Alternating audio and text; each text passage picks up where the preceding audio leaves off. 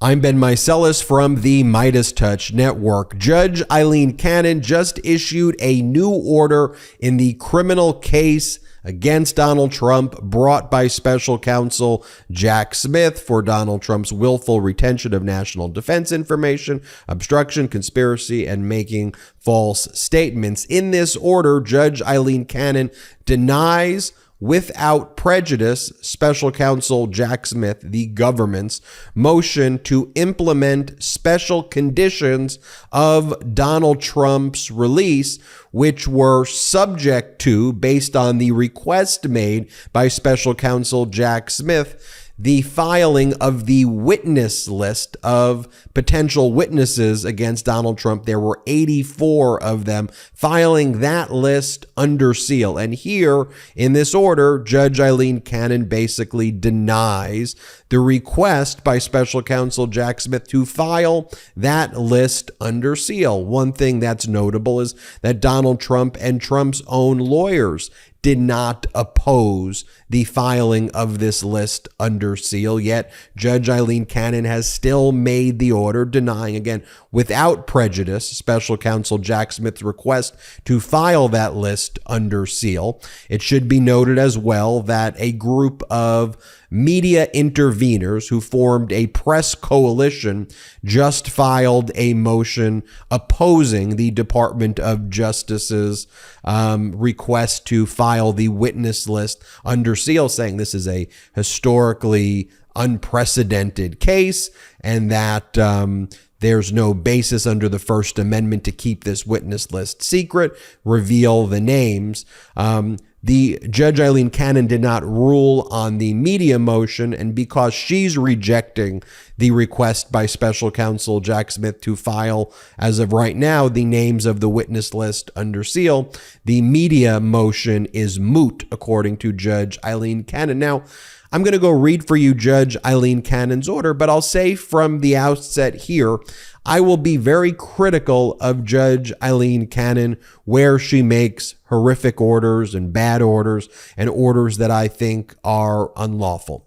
I personally do not believe that this order by Judge Aileen Cannon is unlawful or will materially harm Special Counsel Jack Smith in any way. Let me read for you the order. Let me explain to you what it means.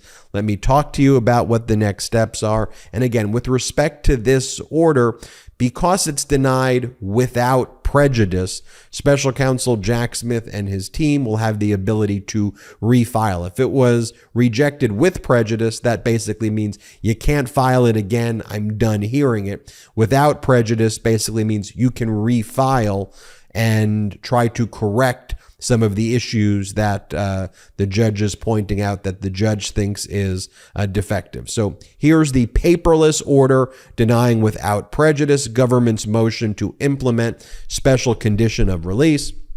The government seeks an order implementing a special condition of bond related to defendant Donald Trump's communication with 84 listed witnesses about the facts of the case, except through counsel. The government conditions its request on the filing of the non-exhaustive list under seal. Defendants take no position on the government's seal request, but reserve the right to object to the special condition and the manner by which the government intends to implement it. In the meantime, numerous news organizations have moved to intervene to oppose the government's motion to file witness list under seal, citing the First Amendment and related legal principles. Upon review of the foregoing materials, the government's motion is denied without prejudice, and the motion to intervene and accompanying motion to appear pro hac vice by the media are denied as moot. The government's motion, this is where Judge Aileen Cannon is explaining why she's denying the government's request to file the 84 witnesses under seal. Judge Aileen Cannon says, the government's motion does not explain why filing the list with the court is necessary. It does not offer a particularized basis to justify sealing the list from public view. It does not explain why partial sealing, redaction, or means other than sealing are unavailable or unsatisfactory, and it does not specify the duration of any proposed seal. The clerk is directed to return the pro hac vice fees to the filing attorneys. Signed, Judge Aileen Cannon. So let me break that down, but explain what went down. So on June 13, 2023, Donald Trump was arraigned. He was arraigned before a duty magistrate judge who's not the magistrate judge who's been assigned to the case. The magistrate judge assigned to the case is Magistrate Judge Bruce Reinhardt, who works under Judge Aileen Cannon. But the duty magistrate judge for that day on June 13th, Magistrate Goodman, who presided over the arraignment, imposed special conditions on Donald Trump's release after Donald Trump was arraigned and Trump pled not guilty. Actually, the Department of Justice didn't even ask for these conditions. Judge Goodman on his own imposed it and basically said Donald Trump is not permitted to speak with witnesses in this case about the case unless it's communicated through lawyers. Donald Trump would be permitted to speak to witnesses in the case about other topics, but he couldn't speak directly to witnesses in the case about this case. If he wanted to do that, Trump's lawyers and a witness's lawyer would ultimately have to communicate with each other. And that's how the communication would take place. So that happened on June 13th, 2023. So on Friday, Special Counsel Jack Smith's team filed this motion. Okay, well, now how do we implement those conditions that were imposed by Judge Goodman, by Magistrate Judge Goodman? Well, Special Counsel Jack Smith said, well, we need to submit a witness list so it could be clear who Donald Trump is not permitted to have direct communications with the case about and would have to communicate with from lawyer to lawyer. And so here's the motion that Special Counsel Jack Smith filed on Friday. It's document 33. Government's motion to implement special condition of release. This is what it states. On June 13, 2023, Magistrate Judge Goodman presided over initial appearances for defendants Donald Trump and Waltine Nauta. At the hearing, Judge Goodman orally ruled that as a special condition of release, both defendants be prohibited from communicating with certain witnesses about the facts of the case, except through counsel. The court further ordered that the government provide counsel for defendants with a list of witnesses to whom this prohibition would apply. On June 22nd, 2023, the government provided counsel with the list of these witnesses. In order to implement Judge Goodman's special condition of the release, the government hereby moves to file the list of witnesses subject to the prohibition under seal with the court. So what the government is saying is that we will submit the witness list, but we are requesting that it be filed under seal to implement Magistrate Judge Goodman's conditions that Donald Trump can't speak with these witnesses. We want it to be filed under seal. And here's the footnote what the government says. It says, the government has conferred with counsel for defendant Trump and defendant Nauta about this motion. They have authorized government's counsel to represent the following. Defense counsel takes no position on the government's motion to seal the list of witnesses, but the defense reserves the right to object to the special condition and the manner in which it is implemented by the government by providing a list of 84 witnesses in purported compliance with it. So what that means is that Trump's lawyers told the government, we don't have an issue with you filing the witness list under seal, which means confidential, so that the public is not able to see it, but we may ultimately object substantively with what Judge Goodman ultimately ordered. So that's what Trump's lawyers said there. So after Trump's lawyers agreed that this be filed under seal, you had a filing. Special Counsel Jack Smith made that filing and saying, okay, well, let's file it under seal. a group of media interveners made a filing where they objected to this list being filed under seal. The media said, look, under the First Amendment, that witness list should be made public. There's no reason to keep it confidential. And Judge Aileen Cannon made the ruling, and Judge Aileen Cannon basically said, even if Trump's lawyers were okay with keeping this under seal, meaning not filed on the public docket, the government still has to make a showing about why this information should be under seal. Is there and how to make it under seal in a way that would still be reflective of certain First Amendment considerations. And so that's what Judge Aileen Cannon's saying here.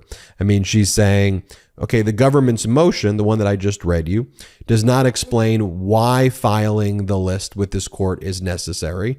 So like, why do we have to file it? It does not offer a particularized basis to justify sealing the list from public view. So why, government? And I think what Special Counsel Jack Smith and his teams were, they're like, do we really have to explain it to you? This is a case involving the Classified Information Procedures Act. This is a CIPA case.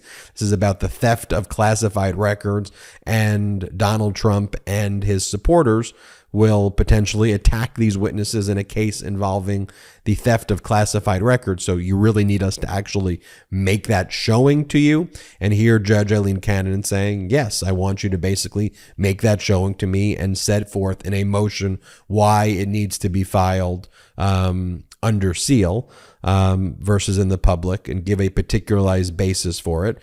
Judge Aileen Cannon says it does not explain why partial sealing, redaction, or means other than sealing are unavailable or unsatisfactory, and it does not specify the duration. So how long do you want this under seal for? Do you want it under seal for a month through the duration of the case, for the next 3 months, for the next 6 months? Does it get, should it stay sealed forever? Let me know what you're requesting with respect to it being sealed. And is there another way of doing this where the whole list isn't sealed, but maybe there are certain witnesses who are redacted and others that are not redacted? And so, I have mixed feelings about the order, because I don't think this is I don't think it's like a really bad order per se. I mean, I think Special Counsel Jack Smith's team can add this additional information. I think that, when I read the media's motion under the First Amendment about why the name should be released, I think the media has a good argument too. I mean, this is a public proceeding involving a former president of the United States. The public has the right to access it. Remember how here on the MeidasTouch network, we talked about how we should have the identities of the suretors when it comes to George Santos's case, and George Santos wanted to keep the names of the suretors secret. It's a similar First Amendment analysis. Obviously, the George Santos case didn't involve classified records, willful retention of national defense information. It wasn't a case filed under the Classified Information Procedure Act, but there is a right to the public to have certain information. And so here you have Judge Aileen Cannon basically telling Jack Smith, go back to the drawing board. You could file this motion again. That's why it's denied without prejudice. Give a particularized reason why you want this filed under seal, the duration of it, why it needs to be under seal in the first place. In the meantime, the media interveners, you filed your motion to unseal it. Your motion's moot because I'm rejecting Jack Smith's request to keep these names under seal for now. And so let's see what Jack Smith does next. So that's basically what's happening here. But, overall, what this is indicative of, I think as well is that, Judge Aileen Cannon is going to, like, if she's rejecting a request that's essentially stipulated between the parties, she right here is I think it's one of the first indications, at least, that she is going to repeatedly, request that every I be dotted and T be crossed, or she's going to try to delay and delay this thing. So I can't read into this order, specifically this order, and say, hey, this is a really bad order. This is a bad thing that happened, because I have mixed feelings. I really do. I mean, I think there's a First Amendment right to have this information. Just because the government, I don't care if it's Jack Smith or whoever, just because the government and the defense agree to keep something under seal, there should be some explanation and reason for it. I get why Special Counsel Jack Smith didn't hear, because it's obvious why you need to keep it under seal in a case like this involving Classified Information Procedures Act. But usually, when I would be practicing in federal court and you want to put something under seal, you'd have to do a whole motion that explains the reason why it's under seal. You have to cite the statute, explain why these specific set of facts make it so this shouldn't be filed on a public docket. So yeah, I mean, this specific order doesn't bother me. If this is how she's going to be, though, on kind of future orders and future rulings, and try to slow this thing down, that's where it'll start getting concerning. But we will see. But that's the explanation of this order. I'm Ben Meiselas from the MeidasTouch Network. Hit subscribe. We're on our way to 1.5 million subscribers. Thanks to your support. Check us out at patreon.com/MeidasTouch, and wherever you get audio podcasts, subscribe to the MeidasTouch podcast. Hit subscribe now and have a great day. Hey, Meidas Mighty. Love this report? Continue the conversation by following us on Instagram at MeidasTouch to keep up with the most important news of the day. What are you waiting for? Follow us now.